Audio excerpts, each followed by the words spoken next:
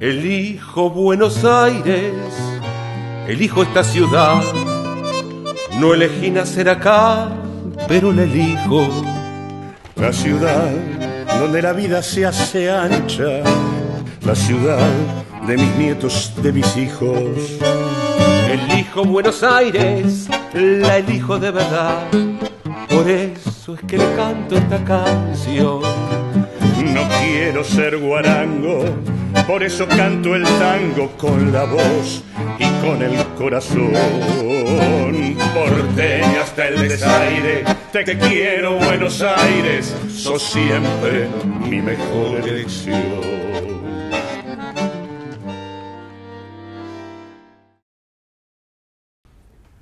La ciudad de Buenos Aires y San Carlos de Bariloche están prácticamente sitiadas y militarizadas. Tenemos alrededor de 1.500 efectivos en Bariloche por la reunión del G20 y tenemos, no sé, como 25.000, 30.000 efectivos de las distintas fuerzas de seguridad acá en la ciudad de Buenos Aires en el marco de la reunión de la Organización Mundial del Comercio. Obviamente, si necesitan tantas fuerzas de seguridad debe ser porque tienen algún problema con la sociedad. De hecho, cada vez que se juntan en algún lado hay algunos problemas con lo que se suele denominar la sociedad civil, que son la gente de a pie, digamos, las diferentes organizaciones populares, sociales, no gubernamentales. Bueno, en realidad porque los que se juntan acá son básicamente los poderosos del mundo. Y como este mundo es un mundo cuestionado, esta globalización no transita por el mejor de sus momentos, ciertamente siempre esperan que haya conflicto. Para charlar de esto tenemos algunos amigos. Está con nosotros Francisco Cantamuto, que es miembro de la Sociedad de Economía Crítica, es investigador del CONICET, y en realidad también es miembro de la Alianza Argentina Mejor Sin TLC, sin Tratado de Libre Comercio. Nos acompaña también otra amiga, Luciana Giotto, que también es investigadora del CONICET y que es miembro de la confluencia fuera OMC, fuera la Organización Mundial del Comercio.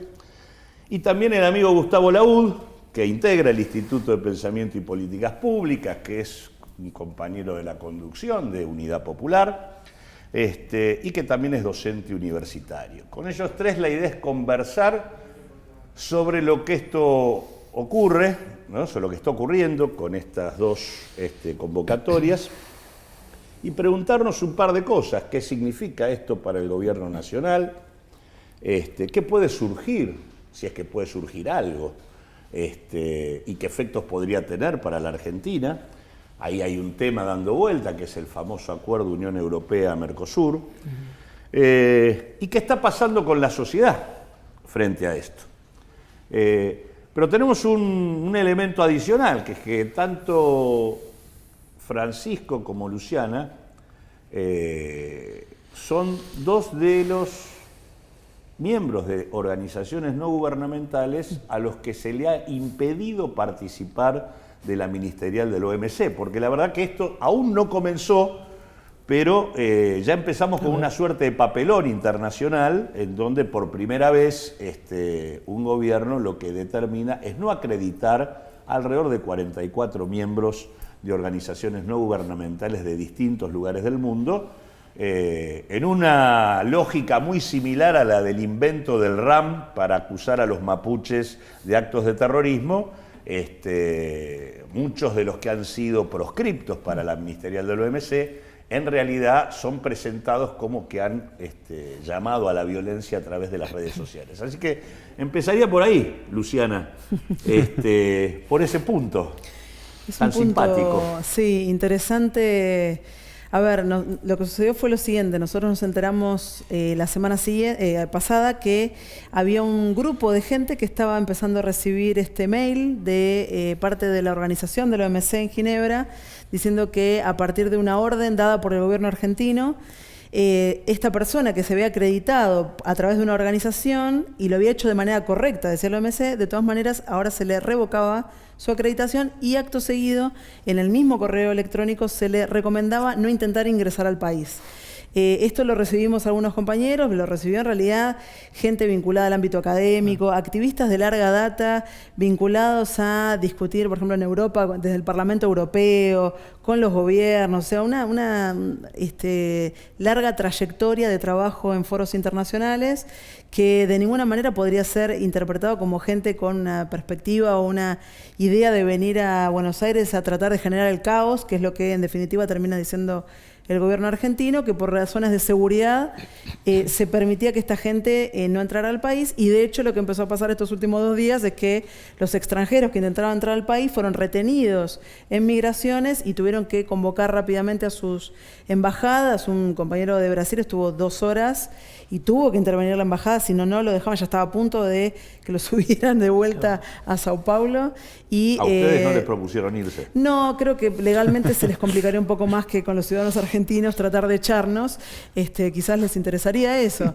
Pero es una medida realmente que lo que se ve es que es, como vos decías, un papelón, es sin precedentes, en la OMC nunca había sucedido algo así, o sea, lo cual muestra también el nivel de tensión que hay en la Argentina, porque más que nada esto lo están haciendo de cara al G20, de garantizar un cierto espacio de seguridad, mostrar que la Argentina puede ser anfitrión de este tipo de cumbres, pero en un contexto, digamos, muy, por lo menos muy cuestionable en cuanto a la democracia interna de la OMC, que le ha costado mucho construir, ¿no? Tener este espacio para la sociedad civil, que la sociedad civil entre, obviamente en un espacio no vinculante, ¿no?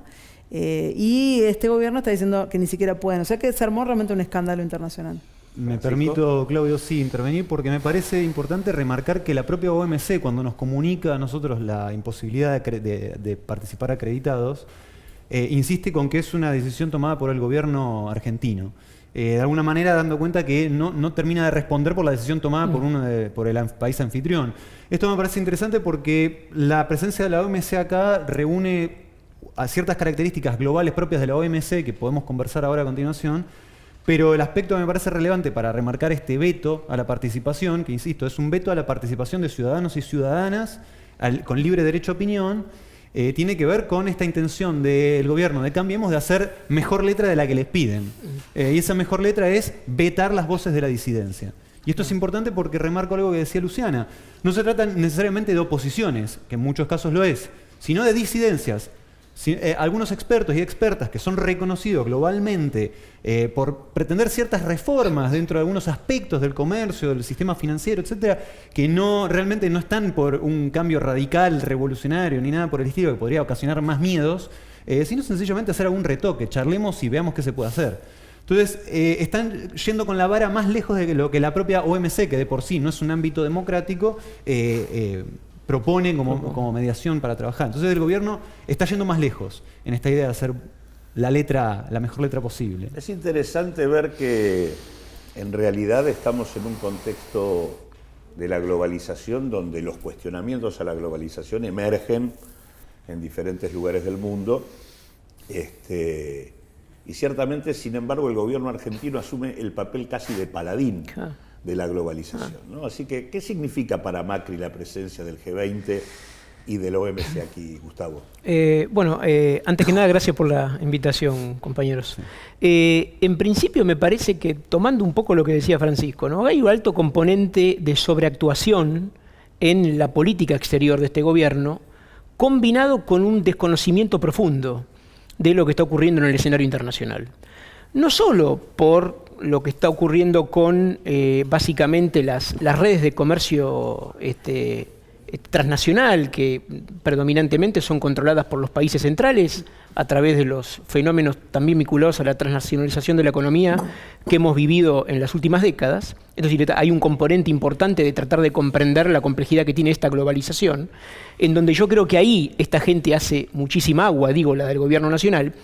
Porque si uno ve las personas que están operando la conducción de estos mecanismos de diplomacia comercial que ellos están poniendo en marcha en función de ese objetivo, ese nuevo Eldorado que ellos tienen que volver al mundo, para ellos volver al mundo tiene que ver con instalar, digamos, la apertura comercial, financiera, en materia de inversiones de la Argentina, en todos los planos posibles, vinculada a la reforma, al reformateo del Estado Nacional, en función de los intereses de las grandes corporaciones privadas.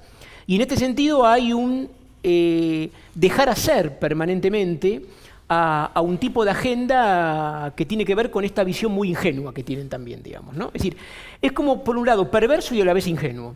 Ingenuo porque falta la complejidad geopolítica, geoeconómica, de comprender qué es lo que está pasando en el mundo, de comprender a China, de comprender a la India, de comprender cómo está jugando Rusia hoy, de la conflictividad creciente por recursos, por control y acceso a esos recursos naturales estratégicos, por ejemplo, que tienen que ver también con la agenda de la OMC, de alguna manera, ¿no? Y además también hablábamos de un componente perverso. ¿Por qué digo componente perverso? Bueno, básicamente porque ellos creen que están en condiciones de mostrar autosuficiencia, digamos, en un plano de realidades que los excede totalmente. Porque la diplomacia y las relaciones internacionales de ninguna manera pueden comprenderse como un simple ejercicio de diplomacia comercial encima de una posición subordinada de poder, digamos, ¿no? En donde básicamente ellos están diciendo la Argentina es actor pasivo de las políticas que están tomando los países centrales en esta materia. Y yo diría que finalmente la mejor caracterización de esto es lo que está pasando con esta búsqueda de acuerdo con la Unión Europea, ¿no? Que pretenderían, ante la posibilidad de que no haya resultados contundentes en la ministerial de la OMC, digámoslo, presentarlo como esto que Brasil y la Argentina tienen para ofrecerle al mundo para que el comercio avance en un contexto de alta complejidad, ¿no? ¿Qué va a pasar en la OMC, Luciana? ¿Qué va a pasar en la OMC? Probablemente no pase mucho adentro, que es lo más interesante. En realidad, quizás en una ministerial donde no iba a pasar demasiado, que ya lo saben, no es que es una especulación mía, cualquiera que pueda ir siguiendo los comunicados oficiales y extraoficiales de las reuniones de Consejo General que suceden en Ginebra, se da cuenta de que no iba a pasar nada. Quizás esta ministerial que iba a pasar sin pena ni gloria, Macri, al tomar esta decisión de seguridad nacional, la está poniendo sobre la mesa de discusión, lo cual hace también que sea interesante, porque está más que nada avivando el avispero con una decisión de una ministerial donde ya todos sabían que no iba a pasar nada. ¿Por qué? Tenemos un Trump que está excesivamente intentando boicotear la OMC, no le interesa el ámbito multilateral, él está interesado en negociar bilateralmente, en que todos los acuerdos sean renegociados a favor de los intereses norteamericanos, lo plantean de manera directa, en un contexto en el cual China está desarrollando sus propios intereses también, pero juega dentro de la OMC China, pero buscando su propia agenda, que es una agenda muy particular, ligada hoy a la facilitación de inversiones, ligada a algunos intereses más concretos en términos comerciales, pero no juega en algunas agendas grandes. Por ejemplo, en propiedad intelectual China no tiene posturas muy fuertes, porque no tiene gran cantidad de patentes, por ejemplo. En servicios no juega tanto, tiene como intereses más cortos dentro de la OMC, el resto lo despliega también de manera bilateral. Y en ese contexto, como decía Gustavo, quedan algunos bloques, como la Unión Europea, que hoy está desesperado por mostrarse el adalid del libre comercio, con Merkel a la cabeza.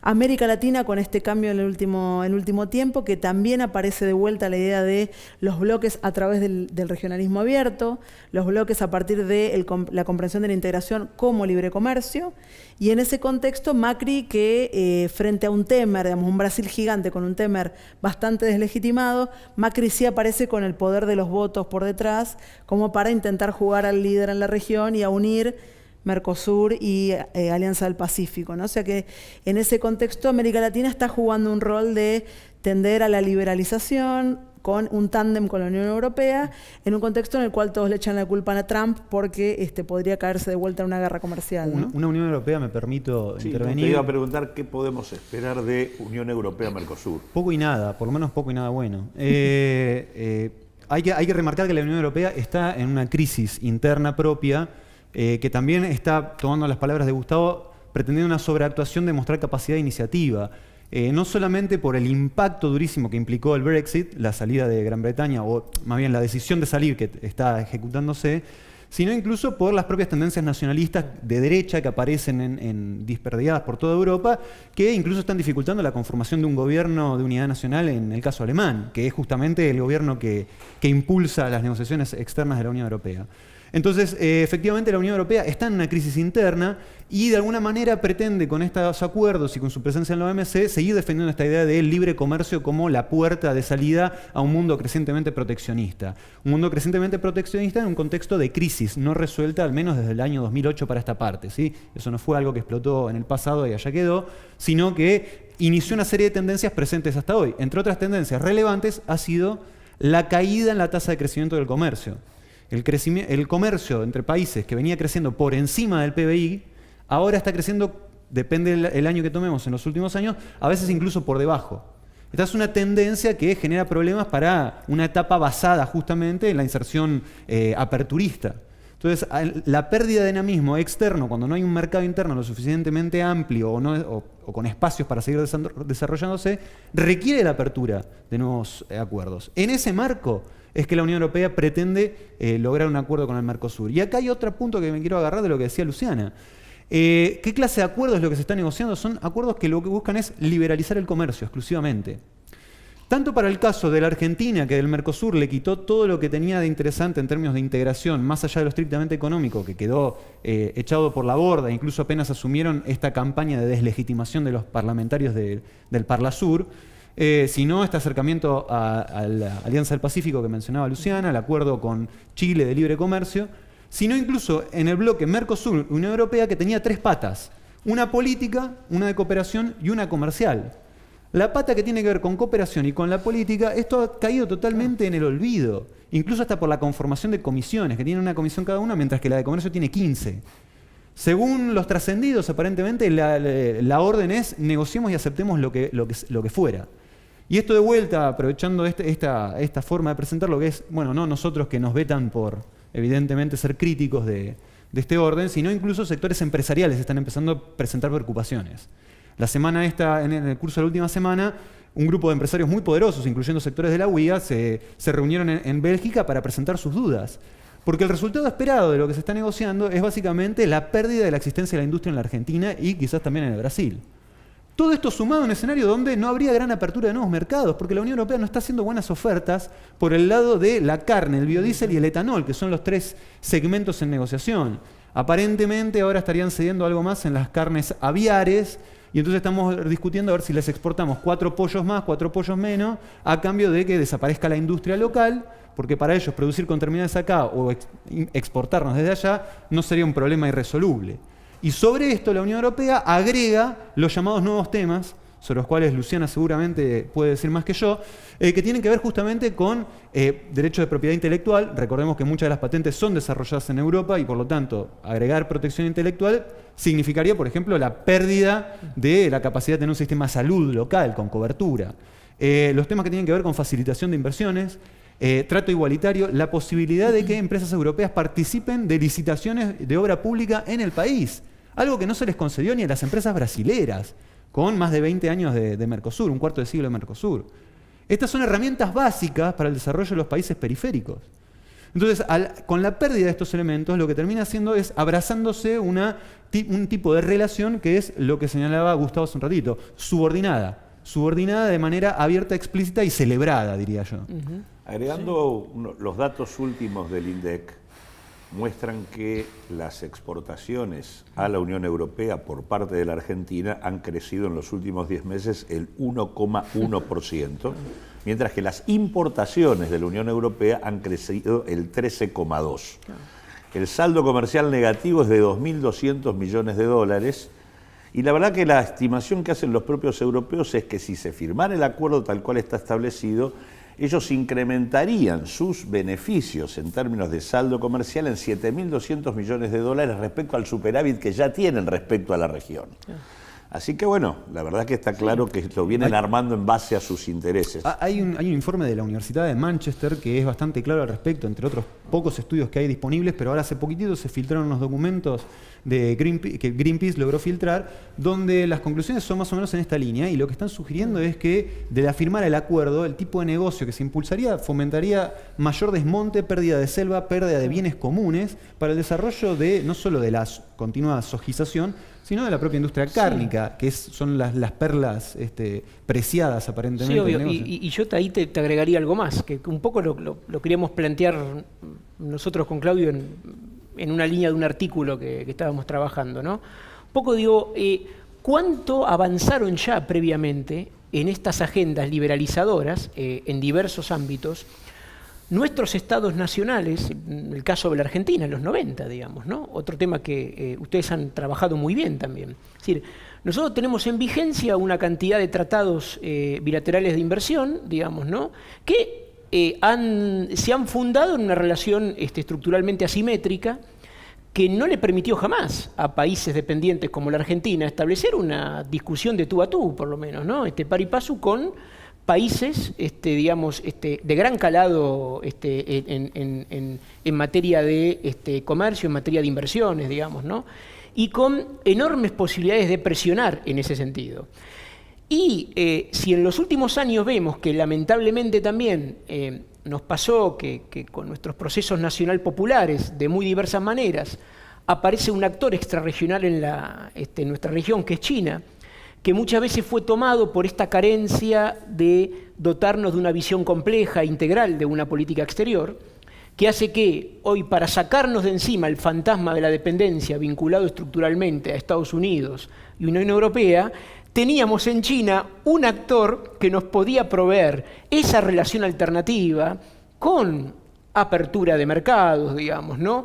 Con transferencia de tecnología. Recuerdo muchas formas en que esto se presentaba y que en realidad, en el contexto de una política totalmente desguazada en materia de integración política y económica latinoamericana, permitió que se desvíe una gran cantidad de comercio, digamos, que antes era intra-Mercosur, a un comercio que es básicamente controlado, digamos, por China en una cantidad de áreas estratégicas, para Brasil, para la Argentina, el caso de Uruguay, el de Paraguay, los 4 países de la región, digamos, ¿no?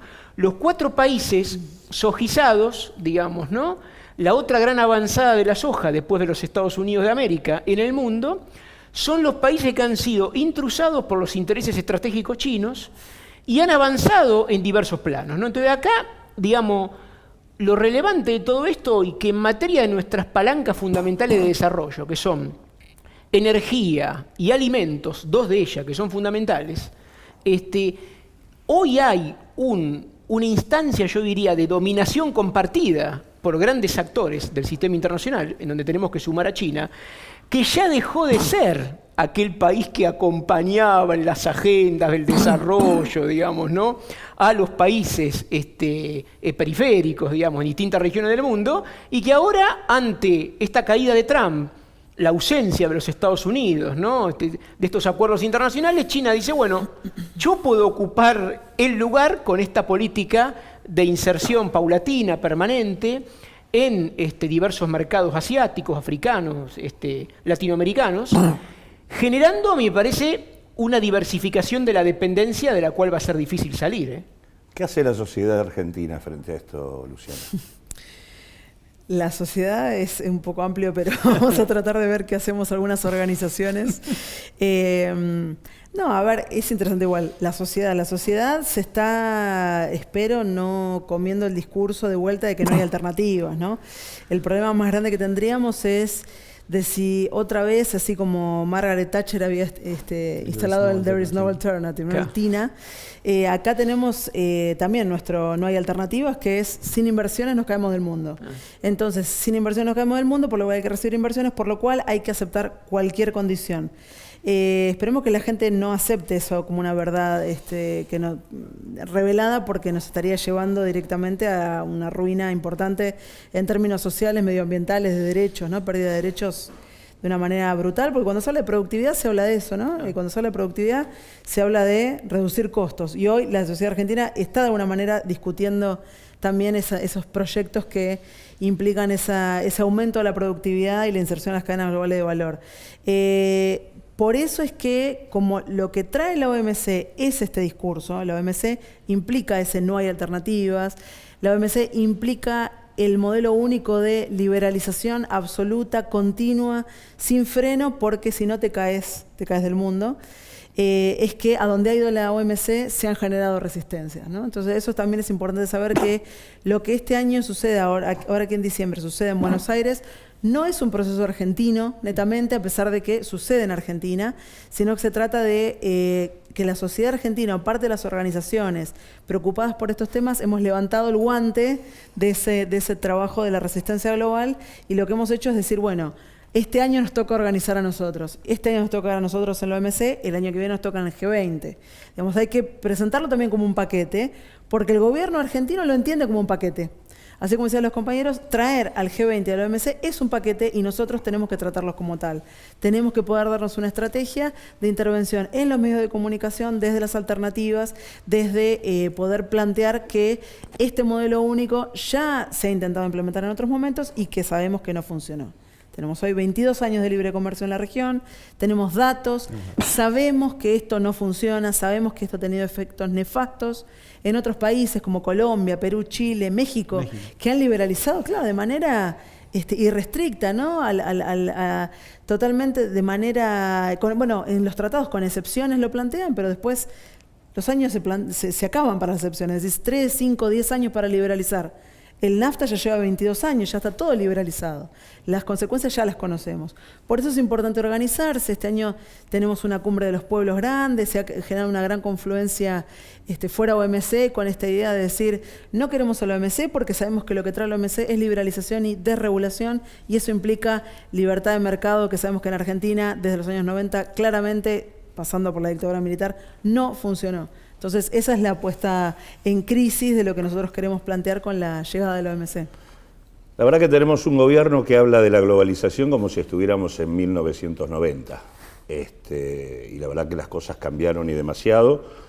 La reunión de la OMC comienza con una actitud represiva por parte del gobierno argentino, desacreditando la participación de las organizaciones no gubernamentales.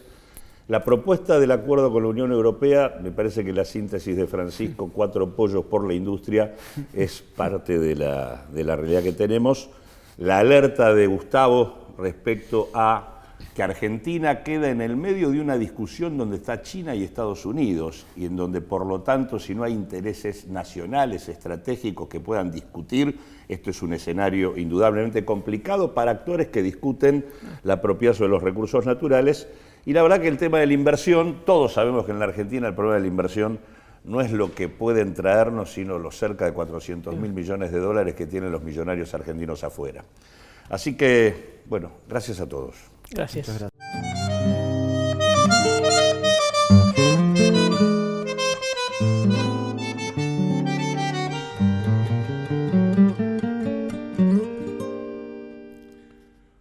Hemos compartido con Francisco Cantamuto, con Gustavo Lajudi, con Luciana Giotto, reflexiones respecto a la presencia en simultáneo de la Organización Mundial del Comercio y del Grupo de los 20 en la Argentina. Razón que ha hecho que la ciudad de Buenos Aires esté prácticamente sitiada y militarizada, y que tampoco puede desengancharse de esto lo que ha ocurrido en Bariloche, con la presencia de efectivos de la prefectura, la Policía Federal, la Policía Aeronáutica, la Gendarmería y demás, y desengancharse de lo que ocurrió hace muy poquito con el asesinato de Rafael Nahuel en el lago Mascardi. La verdad es que cuando uno habla del Grupo de los 20, está hablando de 20 naciones que representan el 85% de la riqueza que se genera en el mundo. Está hablando de quienes son responsables del 80% de las inversiones globales que se hacen a nivel internacional y del 75% del comercio internacional. Y cuando habla de la OMC estamos hablando de 198 países que tienen que ver prácticamente con la casi totalidad del comercio internacional. Así que estamos hablando de la presencia de los poderosos del mundo, y esta es la razón más que suficiente para que Macri haya comenzado esta cuestión con una suerte de papelón internacional que comentábamos, proscribiendo la presencia de organizaciones no gubernamentales que tienen siempre presencia en las reuniones de la OMC, de manera no vinculante, pero con voz, para poder opinar y hablar sobre el rumbo que tienen las relaciones internacionales y las relaciones comerciales. Hay algunas cosas que me parece importante destacar. La primera y central, la OMC, la Organización Mundial del Comercio, se supone que está promoviendo el libre comercio a nivel internacional. Lo que quiero que ustedes tengan en claro es que eso es mentira. Eso es un blef. En realidad, hoy a nivel mundial, el 80% del comercio internacional es comercio al interior de las propias empresas transnacionales, es decir, adentro de una misma empresa o entre transnacionales. Por lo tanto, no hay libertad, es comercio intraempresas, es comercio administrado. En realidad, el verso del libre comercio lo usan simplemente para ir desmontando una a una las regulaciones, las intervenciones que los estados de los países menos desarrollados pueden utilizar para poder defenderse en el comercio mundial y en la situación internacional actual y tratar de abrir una perspectiva de desarrollo. Es un verso para fundamentar el desmonte de la intervención estatal para resolver los problemas del desarrollo. Y respecto al G20, es bueno tener en claro que Argentina, que va a ejercer la presidencia del G20 durante todo el año 2018, ha propuesto, como temario para el G20, la idea de discutir la infraestructura para el desarrollo y el tema de cómo hacer del mundo un mundo con alimentación sustentable. ¿Qué nos está diciendo el gobierno al proponer esto? Infraestructura para el desarrollo está llamando a que haya inversión en infraestructura de caminos, de transporte, de logística, buscando abaratar los costos para la salida exportadora de la Argentina. Y alimentación sustentable a nivel internacional porque está transformando a la Argentina en el vendedor de alimentos en el mundo. Es decir, en la propia agenda que el gobierno le está planteando al G20, está diciendo que lo que quiere es que la Argentina sea exportadora de alimentos para el mundo. Ese es su objetivo, ese es el modelo que están proponiendo.